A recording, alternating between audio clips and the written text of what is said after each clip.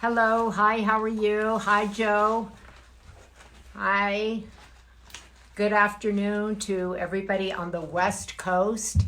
Almost dinner time central, evening on the East Coast. Super happy to be beginning a new week with all of you. I got up early this morning to co-anchor with Hoda, and that was really fun to see a friend, even if it was just through technology. So I'm in a good mood, and I'm super excited to be talking with Dr. Anthony Fauci in just a few minutes. I've been trying to talk to him for several months now. I know everybody's trying to talk to Dr. Fauci. I'm an admirer of Dr. Fauci. I have a great deal of respect. He has served 6 presidents, which is quite extraordinary.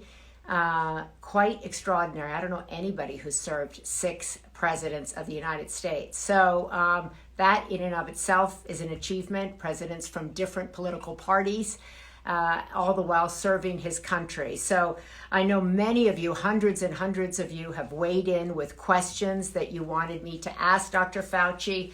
I almost got overwhelmed with the amount of questions that came in.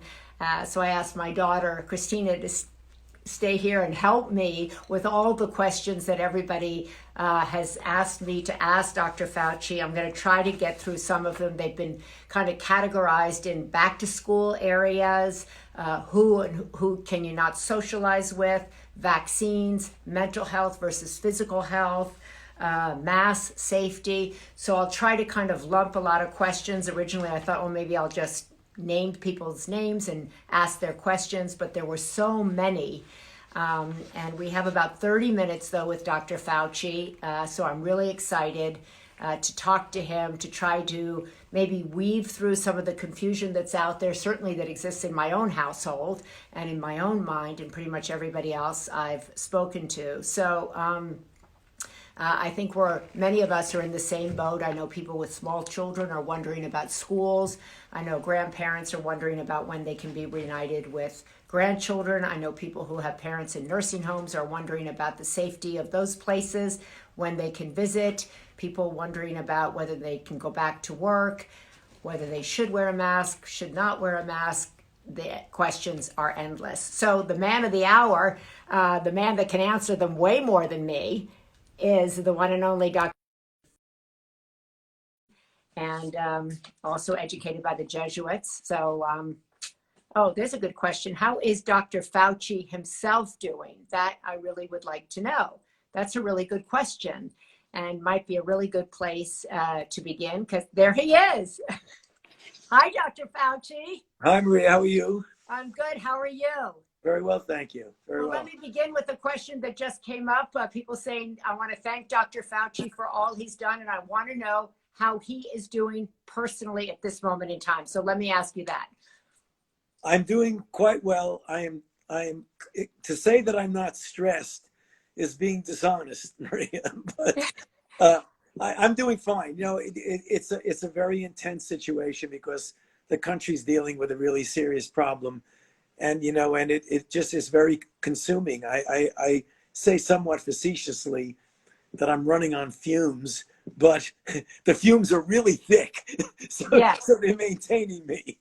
So you're stressed, but managing. Is that a fair assessment? Yeah, no, I mean, I'm doing fine. This is a very important thing. I mean, this is my life's work, Maria. I mean, I'm an infectious disease person. I've been chasing outbreaks since the very beginning with HIV back in the early 80s and right. molar and zika and all that other thing, pandemic flu. So this is really quite a serious issue that deserves the energy and attention that I'm giving it. I mean, obviously.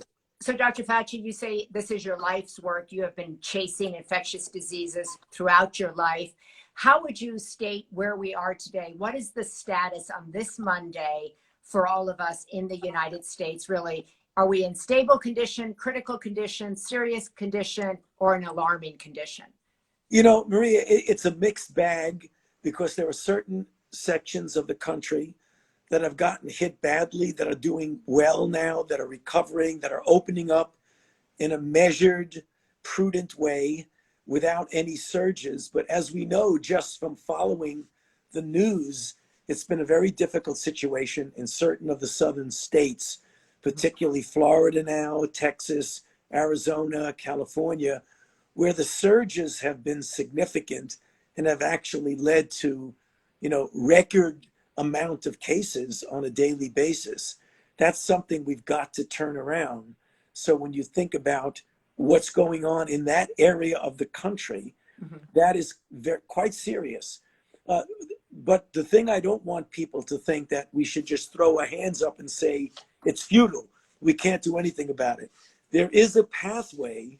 What is the pathway? The pathway of turning that around is some things that I call fundamentals. And that is, we know from experience in our own country as well as experience in other countries that right now, if you want to stop these surges and get them back down to baseline, there are 4 or 5 things you can do that we know. 1, masks, wear it universally. 2, close the bars. People congregating in bars, indoors, is just not a good idea. Number 3, keep social distancing. Number 4, when you have restaurants, limit the seating. Indoor restaurants. Outdoor is always better than indoor. And finally, personal hygiene. Just wash your hands. Those things, relatively speaking, Maria, are really simple.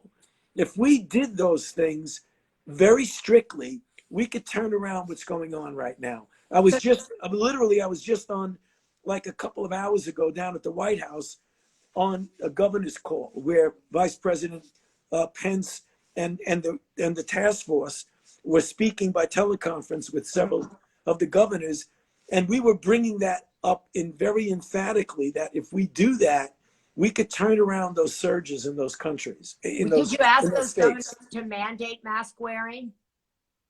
That's obviously a very sticklish thing. That I'm one for, if it's not working, mandate it. But I'm one voice among many. There are others who want to make it mandatory, but strongly encourage it, because there is a pushback, obviously, about things that get mandated.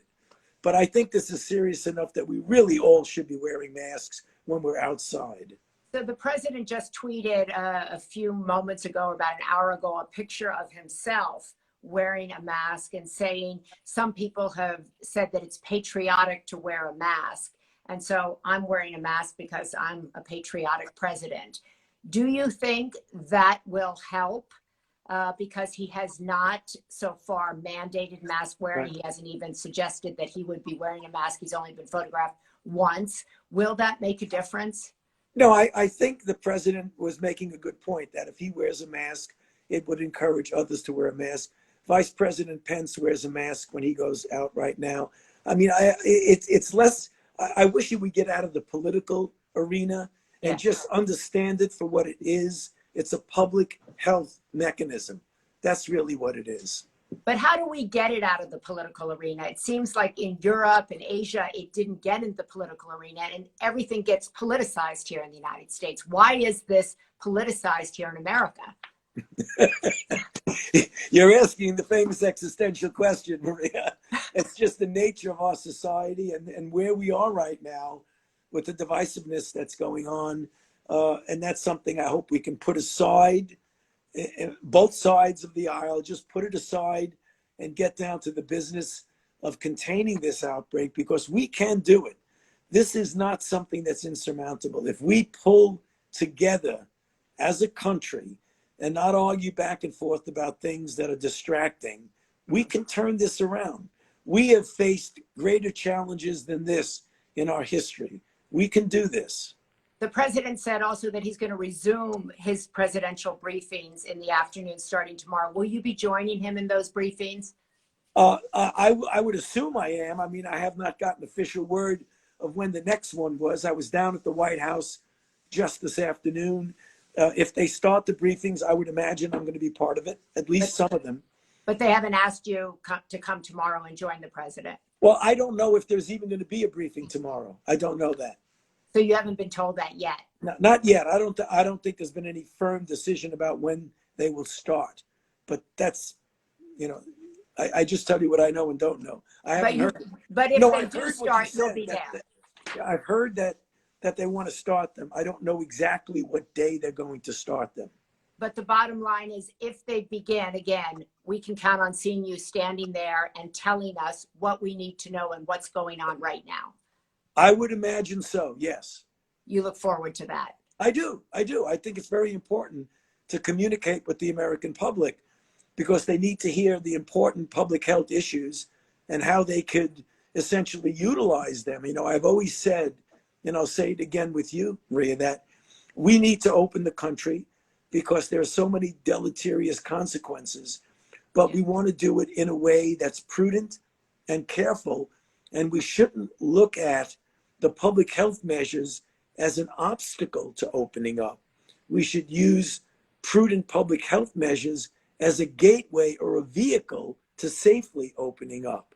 So what we've got to do is to bring those things together because there seems to be that conflict. Some people say, if you do public health measures, you're getting in the way of opening up. No, I think one can actually facilitate the other. But there is so much confusion, when you agree, Dr. Fauci, about how do we open up? How can we do that safely? How can we bring this virus to the ground and wipe it out and still get people back to work, still socialize, still take care of people's mental health? Isn't there seem to be confusion around how we actually can do that? Well, you know, there doesn't have to be confusion, Maria. I think if I can just, I won't repeat it because I said it, the fundamental things that I just mentioned that everybody could do, there's nothing confusing about that. It's pretty straightforward. So if we all did that, I think we would take, you know, a pretty much of a giant step towards where we want to be. But I wash my hands, I socially distance, my kids too, but then they go out, they go to work, they come back in. I mean, there seems to be a lot of confusion with people about, okay, I live with an essential worker and yet I still want to go see my mother. What are the rules around that? Who can I see? Who can I not? I can only wash my hands so many times. I'm wearing a mask, but other people that I'm in contact with aren't. I'm confused. How do you balance your physical health, your mental health, and trust everybody is doing what you say? So let me try to unconfuse you. Okay. I'm not alone here. I know you're not. I know you're not. No, you make a very good point. So the issue is you can go out, but if wear a mask, try as best as you can, because physical distancing is one of the most important things in addition and complementary to a mask. So when you're out, you can do many things and still maintain a 6-foot physical distance. Sometimes it's impossible to always stay 6 feet from someone. That's the reason why you wear a mask at all times when you're out. Avoid crowds. You can do a lot of important functions in your life without ever getting into a crowd.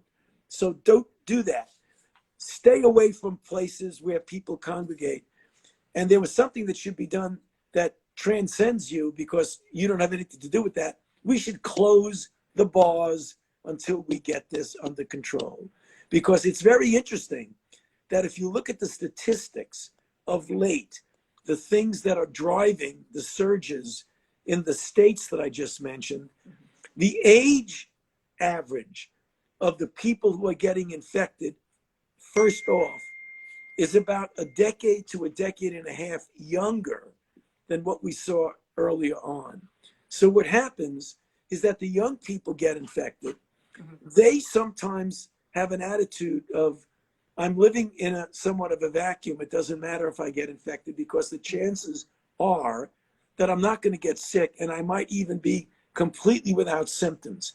That is true, but that's a bit misleading because if you look at it only in the context of yourself, you forget the fact that by getting infected, you're propagating the pandemic.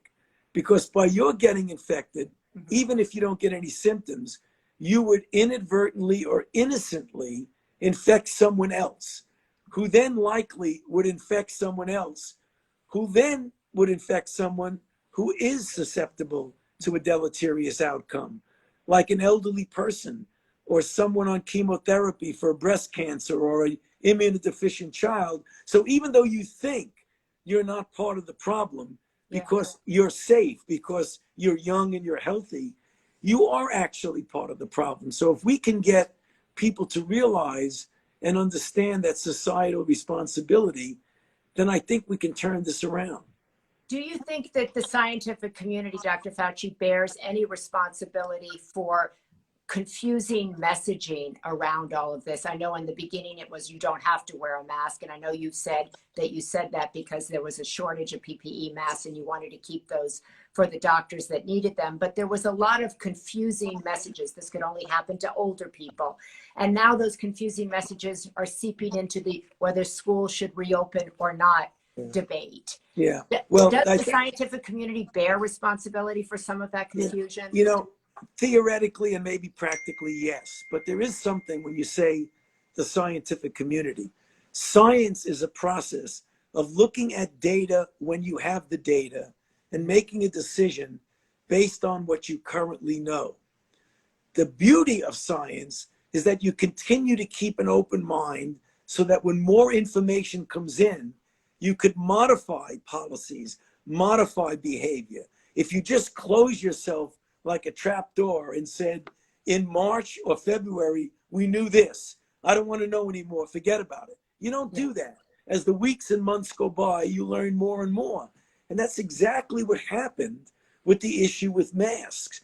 There was a shortage, and we were encouraged not to consume all the masks, but something else happened with the mask. It became very clear that people who were without symptoms could transmit the infection. So the only way that you could know, because if someone's walking around with no symptoms, you say, well, I'll stay away from someone with symptoms. But if someone is transmitting it without symptoms, the only way you could mitigate against that is by everybody wearing a mask. So that's how the recommendation evolved from early on from, well, you don't need a mask, to we really do feel we need masks now. So what do you know now that you wish you would have known in February or March? You know, I just mentioned one of them, Marie, and it's worth repeating. What we didn't know was the extent to which there was asymptomatic infection and the extent to which you could transmit it. That's what we think. What we wished we knew then, really early, was the incredible efficiency with which this virus is able to transmit from person to person. Because remember, the first we heard of this virus was when the Chinese said it had jumped from a species in a wet market, like a bat or an intermediate host, to a human, and it didn't really spread very well from human to human. It was mostly an animal to human infection. And then all of a sudden we found out as we gained more experience that not only could it spread from human to human, it was spectacularly efficient in being able to spread from human to human. So there's a lot you probably will know in a month from now or 2 months from now that you don't know today. Is that fair to say? You know, I think there will be things. I think that the volume of what you learn from early on to now is much greater than the volume that we'll learn from now till 6 months from now, because a lot of stuff was completely unknown early on. I think we will continue to learn and we will continue to benefit from experience, but I don't think it's going to be as dramatic as going from the first day to where we are right now. So let's talk vaccine, Dr. Fauci. So many people I talk to say, I'm not going back to work until I get a vaccine. I'm not going to a restaurant. I'm not traveling. I'm not doing this. I'm not doing that until I get a vaccine. Then a whole bunch of other people are going, I'm not going to take that vaccine. I don't think that vaccine's going to be safe. They're speeding it up. They won't have done all the trials that are necessary. It won't be safe. Where are we? And where we are, is it going to be safe? Okay. So you've just given a description of both ends of the spectrum. Okay, yep, that's what I'm here to do. Okay, no, that's good. We'll address it. That's fair. Okay. You're being fair. So let's take a look at not doing anything until we get a vaccine. That's unrealistic because there are good public health measures that we can do, and we can safely and prudently try to open America again, even in the absence of a vaccine. If we do things carefully, we abide by the fundamentals that I just mentioned a few Yep. minutes ago, I think we can do that. However, a vaccine, a safe and effective vaccine, would really be the showstopper and the game changer for us with regard to this vaccine. So you don't need a vaccine to do many things. If we get it, it would be a game changer. So now the second part of your equation, people say, why would I want a vaccine? How do I know it's safe and it's effective? Well, that's the reason why you do the clinical trials that we've already started and that we will amplify over the next weeks to months. We're going to go into a phase 3 trial to determine if one of the candidates, and there are at least a half a dozen that we're dealing with, if one of those candidates is safe and truly effective. So we will put every effort into do a properly designed and executed clinical trial so that at the end of the day, we'll be able to say or not that we have a safe and effective vaccine that we encourage everybody to take. So, but that vaccine, you know, people say like, well, you know, when I get a flu vaccine, I get the flu. Am I going to get a COVID vaccine and get COVID? Seriously, that's what people say. I know, and that is misinformation that we have to correct. You don't get flu from the flu vaccine. You could get vaccinated and still get flu because the flu vaccine is not 100% effective, but it's very beneficial. What we hope is that the COVID-19 vaccine will be safe and will be highly effective. I can't give you a percentage of how effective it would be. I hope it's 90% effective, but quite frankly, Maria, I would be satisfied if it was 70 and 75% effective, because that amount of efficacy would go a long way to really dampening down the outbreak. Is it true that you need volunteers for these trials? And if so, where do people volunteer if they so wanted to? Yes, in fact, we have a network, a COVID prevention network, COVPN, which has a website that allows people to sign up to volunteer either for prevention or treatment trials, mostly prevention. We have over 100,000 people, and it's only been up for literally a week or so, who've already signed up. So we do want to get people to volunteer. We want it to be a very good representative of the diversity in our society, because you don't want to do trials that are only involving, you know, middle-class white people. You want to get people who are going to be susceptible to the infection, who would benefit from a vaccine. And that's the reason why we're having community engagement and community outreach to get a wider range that represents diversity ethnically, economically, age-wise, underlying condition-wise. So repeat that again, Dr. Patchy. If anybody out there, male, female, young, old, whatever, wants to be a part of one of these trials, they can go and sign up. Is that correct? Yes, they can volunteer, right. They can volunteer, and we'll put that up. We'll put it up and we'll pin it. I don't know how to pin it right now, but we'll pin it. Okay. But many of the questions also, Dr. Fauci, that people wrote in, and I was inundated with questions for you. Many of them dealt with school reopenings, right? So many people struggling with, you know, should I send my kids to school? Should I not? Be it in grade school, be it college. What is your take? If you had young kids, would you send them to school? Yeah, so here is the way we got to look at it, because it is not a unidimensional thing for the country. So when I engage in this conversation, I'll do it with you, Maria, is what is the fundamental 40,000 foot principle?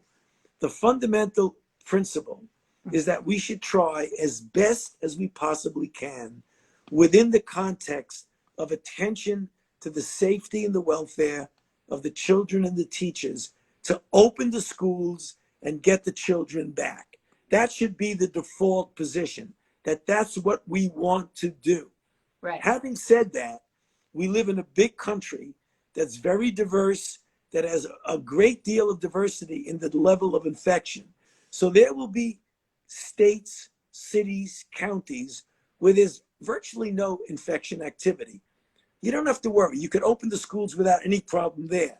But we have to admit that there are places in this country now, states, cities, counties, where there's a fair amount of infection activity. Where there is, then you make the choice. A, do you open the schools? And if you do, what do you do to mitigate the chance of there being infections in the school? And there's a lot of creative ways to do that, Maria. You could do it by alternating schedules, morning, afternoon, alternate days, a hybrid of either days in school, days online with the computers. The paramount thing is you got to keep the children and you've got to keep the teachers safe. But you got to try as best as you can to open those schools. And is that, do you think, because it's important for children's social and emotional learning, for their mental health, to go back to school? Yeah, there are so many reasons why you want to get the kids back to school, underscoring, as long as it's safe for them.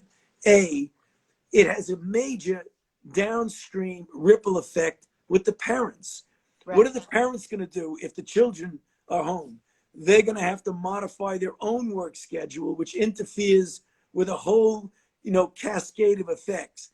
And a number of organizations, including the American Academy of Pediatrics, talk about the deleterious effects of children if you don't keep them in school. Some children, it's an important part of their nutrition is getting fed with lunches in school. Yeah.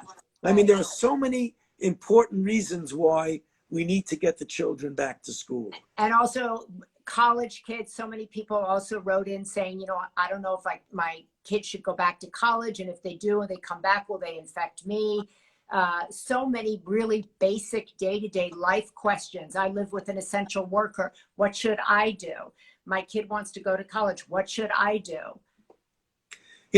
College is a bit different, because if you look at how some of the colleges are getting more of a consideration.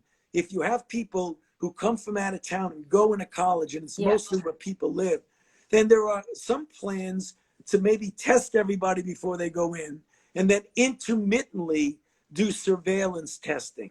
Have a place that when you identify a student who is infected, you could safely put them in a place that's sequestered from the other students. That could be, I've spoken to some college presidents who talk about the fact that they even have a dorm that's designated for that. There are so many creative ways to do that. And Dr. Fauci, also finally, one of my big passions is Alzheimer's. And so many people have written in about the travesties that have gone on in nursing homes all across this country, particularly here in California. People wondering, when will I be able to go back? Can a parent be safe in a nursing home, in a memory care facility? When should you be allowed to go in and visit a parent? What's the best advice you have for the people that are in nursing homes and families that are dealing with that situation? Yeah, obviously that's a very sensitive situation. Right. What, at the task force meeting just this afternoon where I was at, Asima Verma, who's the administrator of the CMS, was there. And what she and her colleagues are doing are really trying to get a program, and they're being successful in protecting the nursing homes.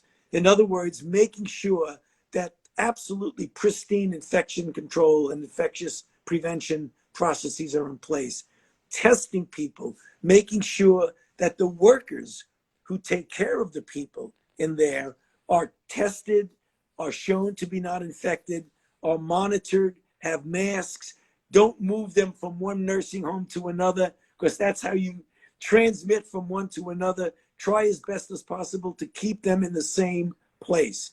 So right now, protecting the vulnerable is an absolutely critical priority. And without a doubt, as we all know, nursing homes are a vulnerable place. Over the weekend, the president described you as a little bit of an alarmist. Is that a fair description? Are you alarmed? I consider myself a realist as opposed to an alarmist.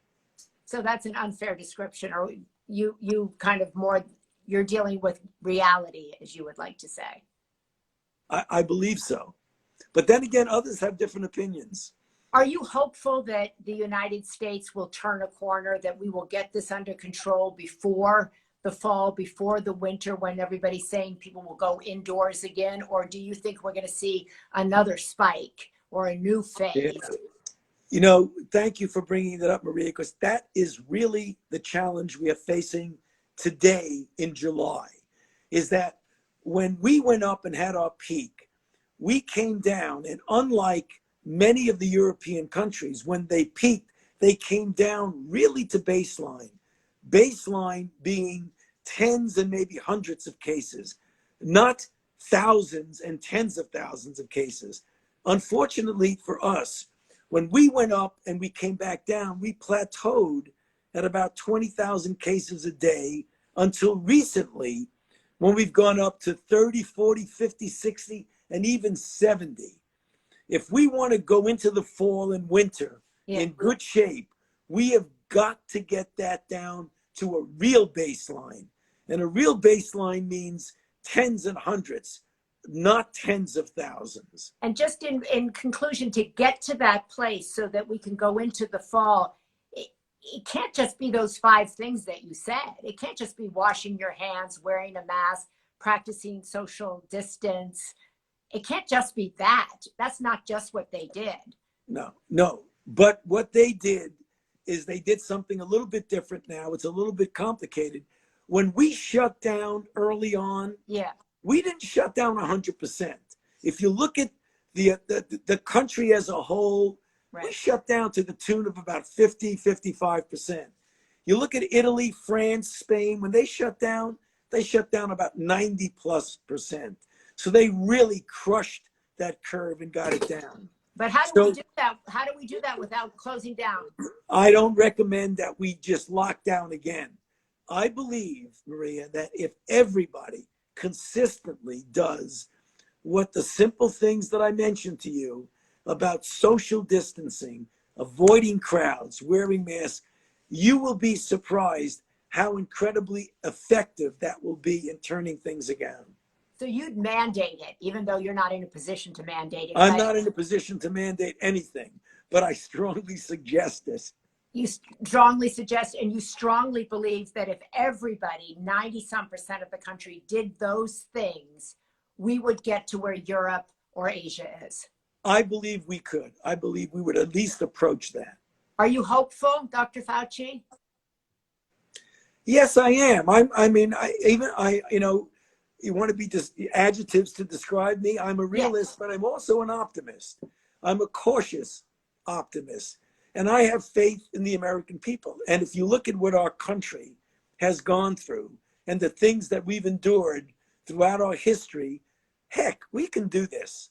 We can do this. We've all got to pull together, because the only way we're going to do it is together. When we go off in different directions, that we'll be shooting ourselves in the foot. We've got to do it together. Well, Dr. Fauci, I want to thank you so much. I know you have a big day on Thursday. You're throwing out the first pitch for the Washington Nationals. Is that something that at least gives you a glimmer of hope in this moment? Well, I would like to see a lot of normal things come back, and sports is certainly one of them. And being a big baseball fan, particularly a Washington National fan, I hope we get back. Yes. I'm old enough to remember when the Senators were there. Yeah. Oh, and that's my daughter's birthday on the 23rd. So have a great first pitch. I want to thank you so much. So many people here said to thank you for your service, 6 presidents. And I know this has been stressful. I know you have a family of your own. And I know you live and breathe this every day. And I want to thank you as another American. I want to thank you. And as a former Jesuit, educated by the Jesuits, thank you. Thank you for having me, Maria. Thank you, Dr. Fauci. Take care. Okay, see you. So there is Dr. Fauci, extraordinary career working for 6 presidents of the United States. Many of you said a hero doctor, that's for sure. He spent 30 minutes with us, I think, bringing us up to date, calling himself a realist, saying he's an optimist, saying that obviously we cannot go back to a lockdown. Other countries did a 90% lockdown. He described us as being about 50 or 60% lockdown, but that there are specific things that all of us can do if we come together. There are very specific things. I was enlightened and hopeful that he said he was hopeful. That to me was really kind of inspiring, that he said that he's an optimist and a realist. And I think urged us all, regardless of our political affiliation, regardless of our gender, regardless of where we live, regardless of we're living in a place where there's not a lot of COVID, or if we're living in a place where there is, if we could all come together and do what he asked, then we can safely reopen. Kids can safely go back to school. Everybody wants the same things. So I think that maybe it was a step in the right direction for the president to tweet out a picture of himself today in a mask. Maybe we've kind of gotten over that hump. Maybe that's a step in the right direction. Maybe we can see Dr. Fauci back at these presidential briefings. That would be good. I looked forward to that, and I always like to hear what he had to say. And maybe we could all try to come together, follow the same guidelines, follow the same rules, and grind this COVID to a halt. And so I think he was really optimistic, and I think he spoke well to kind of understanding that we have to balance the economy of the country, people's mental health, their physical health. I thought he addressed the confusion that came about in the very beginning with a disease like this. There was a lot of confusion in the beginning. I think he said that, you know, those in the scientific community were learning as they went, and they'll probably still learn as they go. So I think he spoke to vaccines.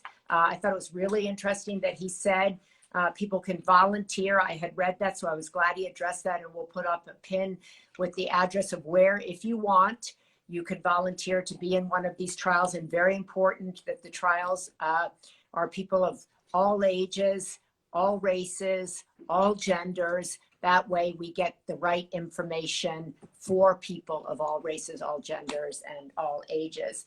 And I hope that that brought some hope to people who have parents in nursing homes, memory care facilities, which has been a tragedy in and of itself. And I'm sure you'll be hearing more on your nightly news about whatever that meeting was that he had with the task force and the state's governors.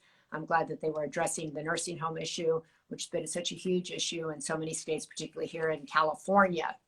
And I know many people have spoken to me about that issue. So I wanted to address that, bring that up. And for those of you who find yourself in those situations, I hope you got some information. So I want to thank you all for so many questions. They came by the hundreds. I hope we tried to put them into areas, be it vaccines, schools, mental health, physical health, and masks. So very important. My daughter, who was my producer here, kept me on time, kept me focused, said to remind us all to wear a mask for ourselves and those we love. It's super easy. It's super easy to do. It's not political. It's for your country. And it's stylish. You can get them in all styles now even. God.